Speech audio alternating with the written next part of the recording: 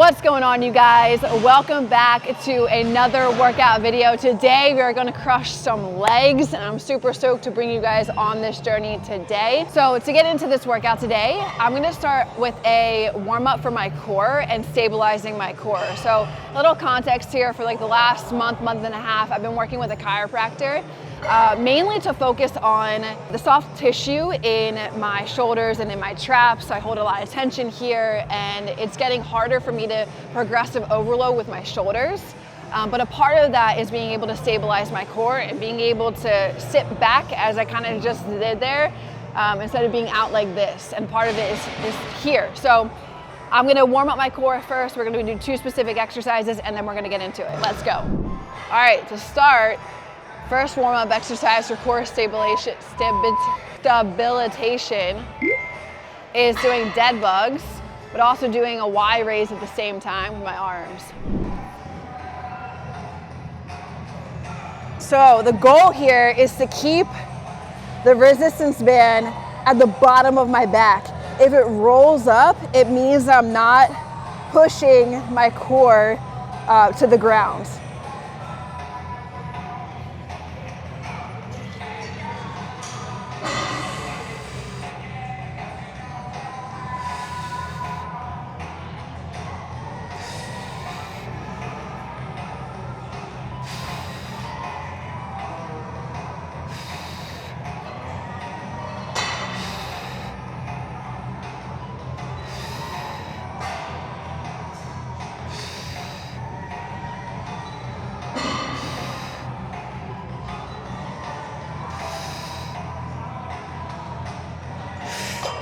Score. We did it. And at the same time, when you're doing that movement, you have to get your arms down to the ground. You have to get your foot down to the ground at the same time, as keeping the core push into the ground and breathing. So you got to focus on a couple of things here, but the most important thing is getting that core to be stabilized. Here's another one that I'm going to show you. I'm going to do like a bent over, and I still have to engage my core doing this. And I'm going to do a Y raise, but I'm going to hold here and make sure my neck is back for 10 seconds.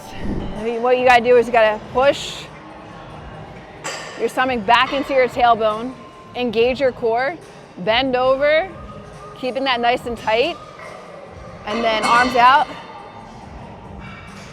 to a Y. See how my neck is forward like that? That was perfect. It needs to be back. Neck is out. And this should be it is so challenging. At least for me, because my shoulders are so tight.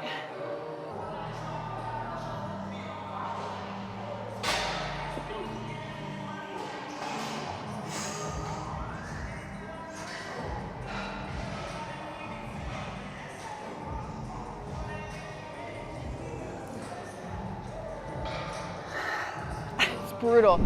Okay, what we're gonna do is we're gonna start with some tempo work, and I'm gonna focus on a 2-second drop and then a 2-second coming back up. Okay, let me get under here, feel it first.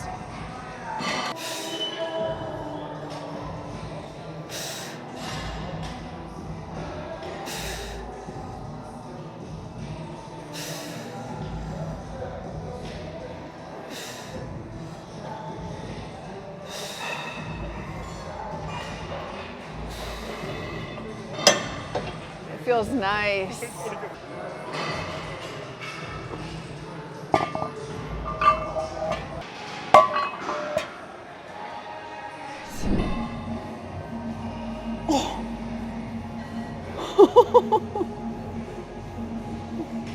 Okay. Being that this is like a machine that I have, a piece of equipment that I can't say that I've ever used, maybe like once or twice in my whole lifting career. That weight just surprised the shit out of me. So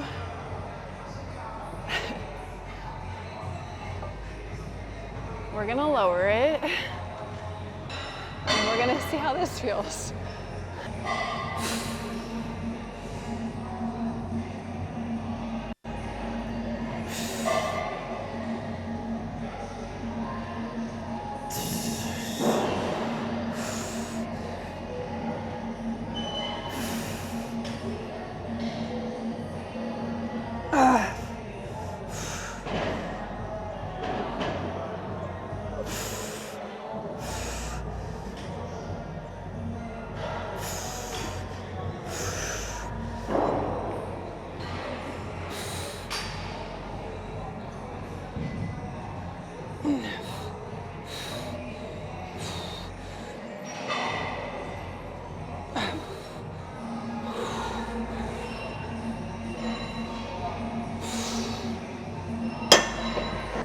Nice. Nice, that was smooth. Dropping it in half drastically made a difference. And I can focus on good quality form. Like there's no way that I would have been able to, I would have been throwing that weight up and I probably would have hurt myself at some point. So always pay attention to that, guys. Don't try and, you know, be like the person in the gym that's lifting the heaviest weight just because. Proper weight, proper form engages the muscles, it puts resistance on the muscles, and that's all you need. So yeah, sometimes I like using machines rather than barbell, because they, like the Smith machine for instance, and this type of piece of equipment, it allows you to really focus on the movement and not worry about like it's forcing you into form, and you can feel when you're not. You gotta pay more attention to proper form with the barbell, especially with the weight on the back. Get into the next set, 10 reps. Again, we're doing that tempo, 2 seconds down, 2 seconds up. Even like this, like if people, that hurt right there, but people can like sometimes lift like that. You can see like an arch in my back here, but watch. Push it in, head back, which I didn't do on the last set, and go into the motion. Solely focusing on the quad and the glute and the hamstring. And my back is well supported.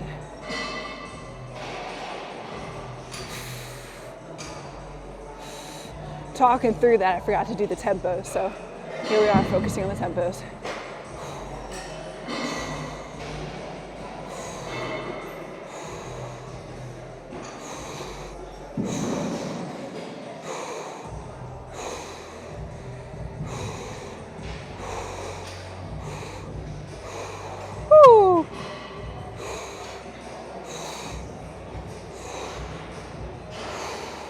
I think I'm at 10, but I'll do one more just in case. Whew. Guys, you know that the weight is good and the last like 2 to 3 reps are a challenge where you're like, fuck, can I actually push this up? Can I actually get it? Am I gonna drop it? That's when you know that you are putting solid stress on the muscle. And with solid stress on the muscle and solid resistance, that's where you're breaking it down. And that's how post-workout, when you eat right and you sleep right and you hydrate right, that's where the building process happens. But you gotta do this part first and marry it with the second part. And that's how you get toned. That's how you build muscle. That's how you get results. Heart rate's at 150 right now. Whew. If you don't have this massive contraption at the gym, 1, you can do what I was originally gonna start with, which was a leg press, but that was taken at the time. 2, you probably may have a normal hack squat. This is like a little bit of a different of a variation of a hack squat. That would be the second one. Third one, you can do a normal squat with a barbell or a goblet squat with a dumbbell. Those are some good variations. Last set, best set.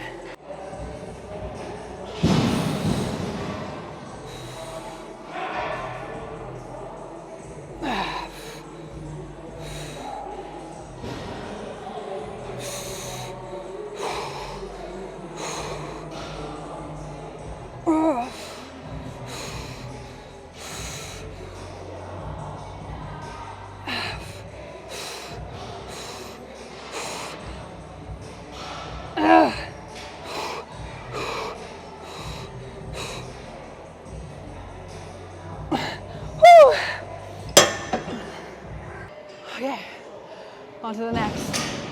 We got some laying hamstring curls. Let's go. Psych. Laying freaking I guess everybody's just on a vibe today. Everybody wants to do a leg day today. Laying hamstring curls taken.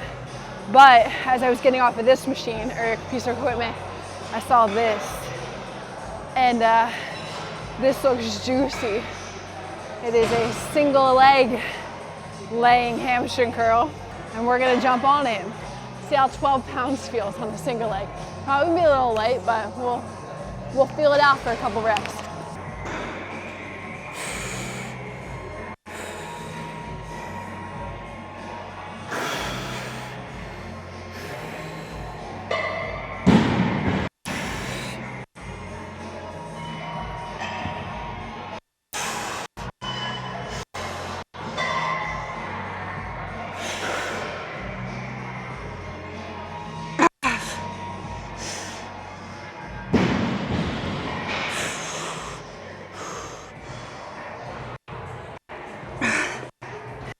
Okay, so I ended up obviously testing it out and realizing that in the first 3 reps that was going to be solid enough for me to do a full set. And definitely wasn't solid enough for me to do a full set. So here we go, going to go on to the next leg and do 10 reps.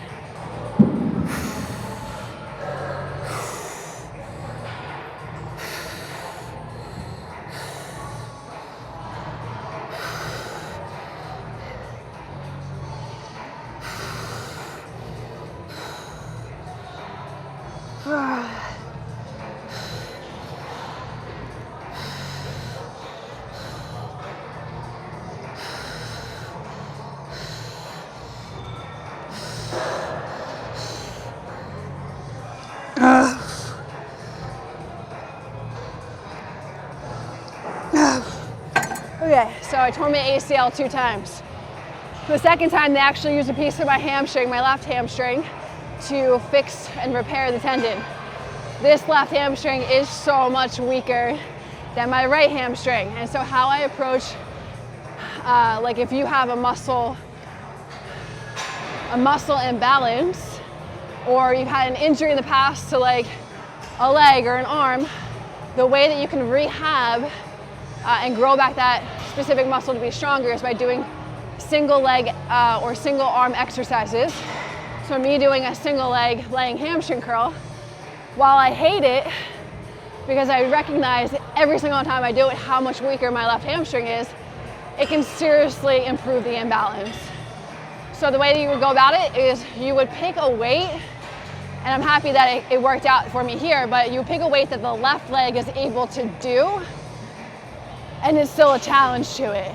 The right leg will be like, oh, this is so boring. I can get through the reps so easily, but that's how you're gonna balance it out. And then you gotta be consistent with that, obviously, and then you'll recognize over time that left leg or that weaker muscle group is going to get a lot stronger, and it will become in alignment with the other muscle on the opposite side. So that's how I would approach a muscle imbalance or a type of injury. So here we go. Second set.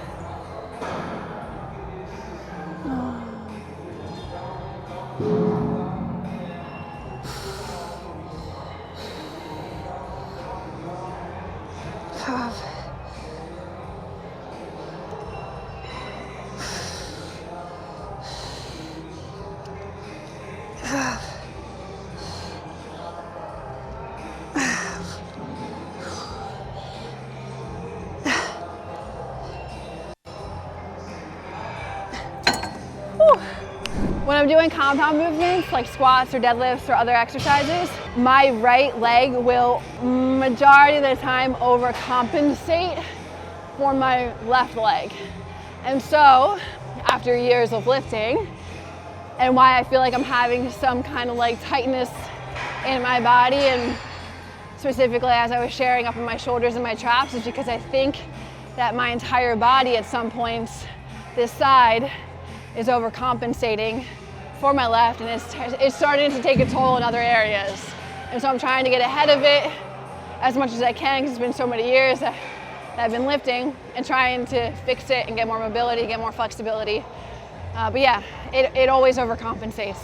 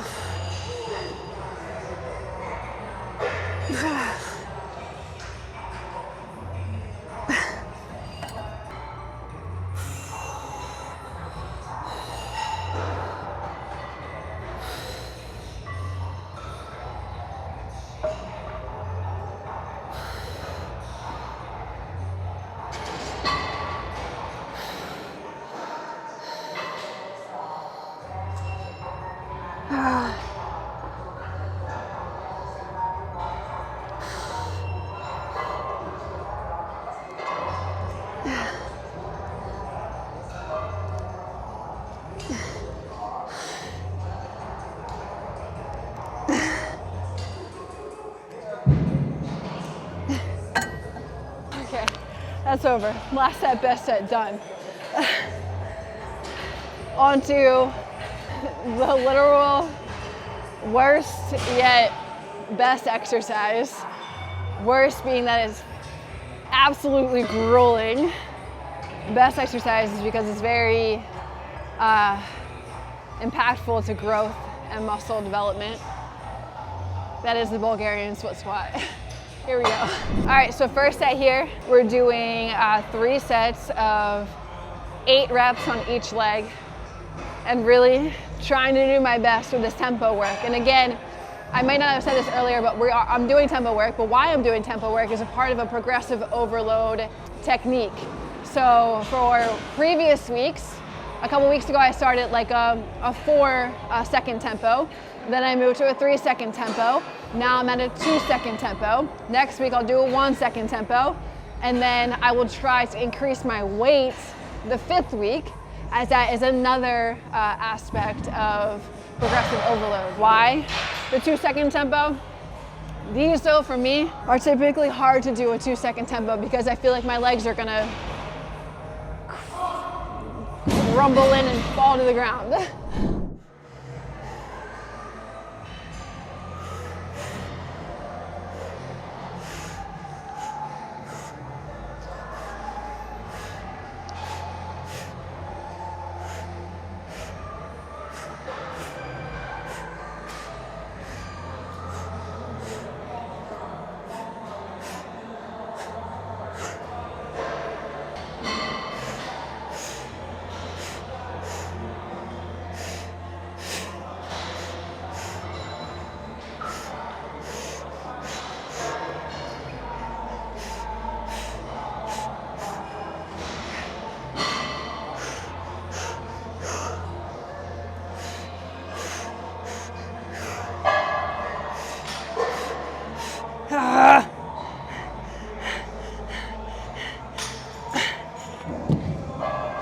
It's very important to do hard things to test your level of resilience. 1, 2, it's important to do hard things in this concept of lifting weights so that you can get stronger. And then 3, it's important to do hard things because actually 4, you gain new levels of confidence in yourself. And then it's important to do hard things because, in my opinion, if you're not doing hard things, you're not growing. And growth to me is a very important value of mine in life. And I can't be complacent or not growing. So doing hard things is really important to me and important in general. So yeah, resilience, getting stronger, confidence, and growing. That's why it's important to do hard things. All right, next set. Okay, what some people do is they'll go like this. Look how curved I am. That is putting a lot of pressure on my lower spine. But what you need to do is create a C curve and push your core to your tailbone and then go into the movement, keeping a nice C curve to your spine because my core is very engaged here.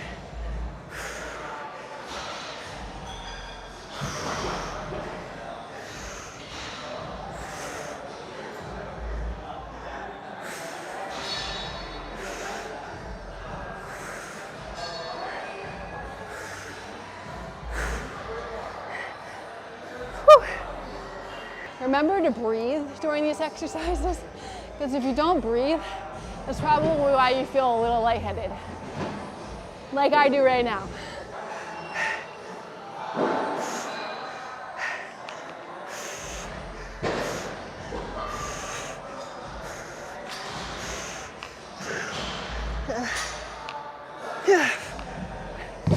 Why do a lot of women not want to go to the gym?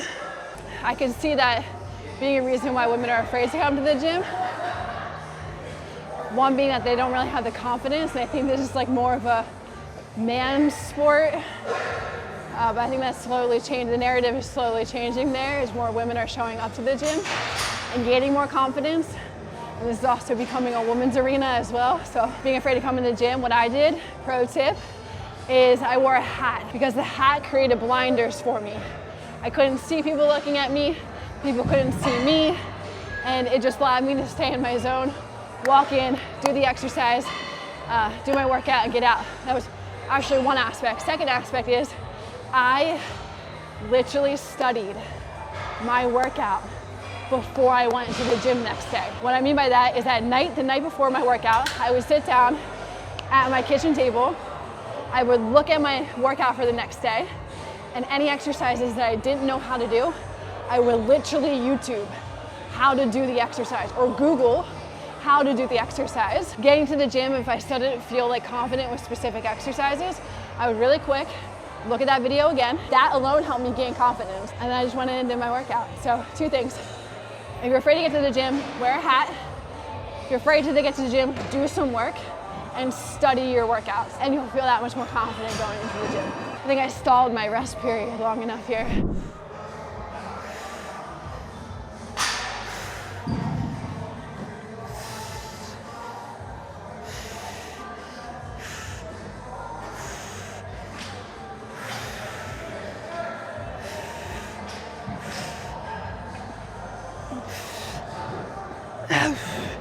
Not gonna lie, I didn't really place the importance of the tempo there.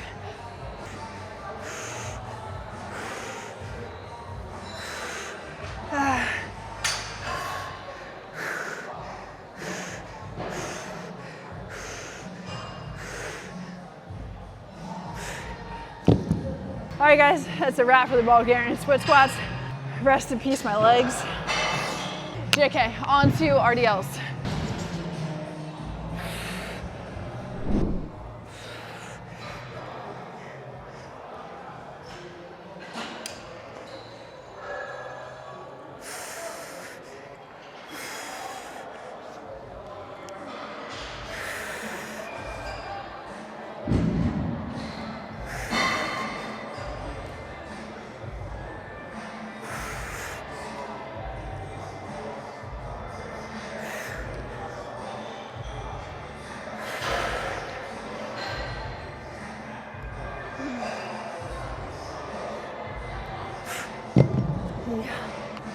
The pump that I enjoy the best currently, because I think it's changed every year that I've been lifting, but I think the current pump that I enjoy the most is the glute pump, to be honest. Might be a TMI for YouTube, but it's nice to feel a little plump butt when you're walking. It used to be my shoulders. I freaking love having a shoulder pump. But as I've been sharing with you guys frequently throughout this YouTube video, is that my shoulders have just been hurting for, I want to say, like 8 months now. I've been doing my exercises with my chiropractor, right? And I got to do them at night by myself. And I got to do these. Ready? I got to go up against the wall. I got to do wall angels. And so I got to push my core into the wall. And I got to push my chin back. And I got to go up. And I got to hold at the top. And I got to come back down. And I got to do 6 sets of 10 reps, and bro, I did them 2 nights ago in my apartment, and I had a shoulder pump at the end of doing them. That's how bad my shoulders hurt. Body weight, like up against the wall angels, like sounds super easy, right? No, it hurt. Shoulders are not my favorite pump anymore. So that's my current focus, getting my shoulders better.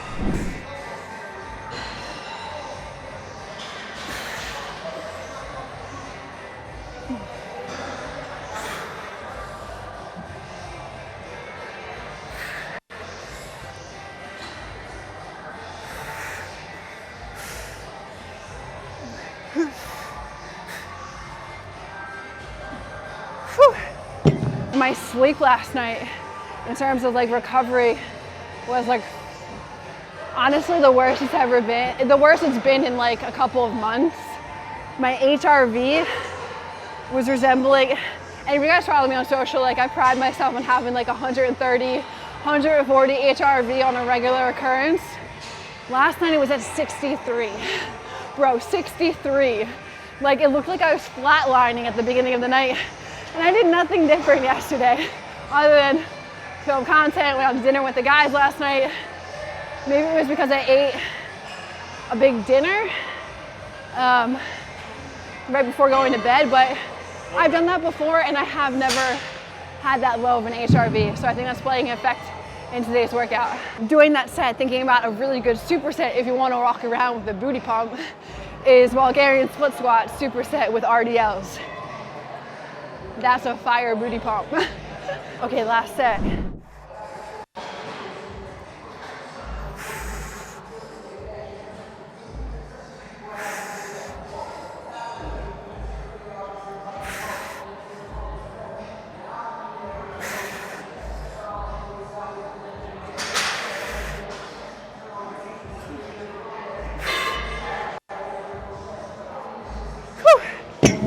Okay, that's it for the RDLs. Up next, we're gonna go do the final exercise. This one I shared with you guys at the beginning. What it's going to be is an AMRAP, as many reps as possible, in a 3-minute period for lunges.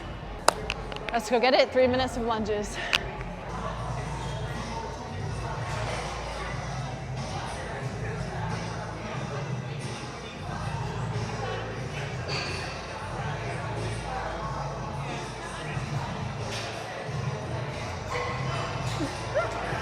It's like fucking 40 reps right now.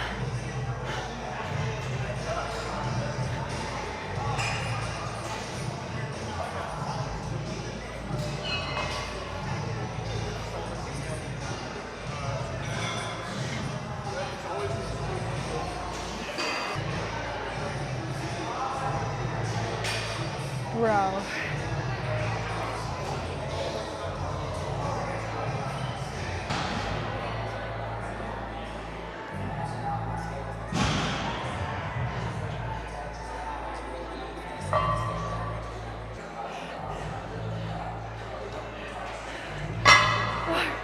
All right, honestly, that was a lot easier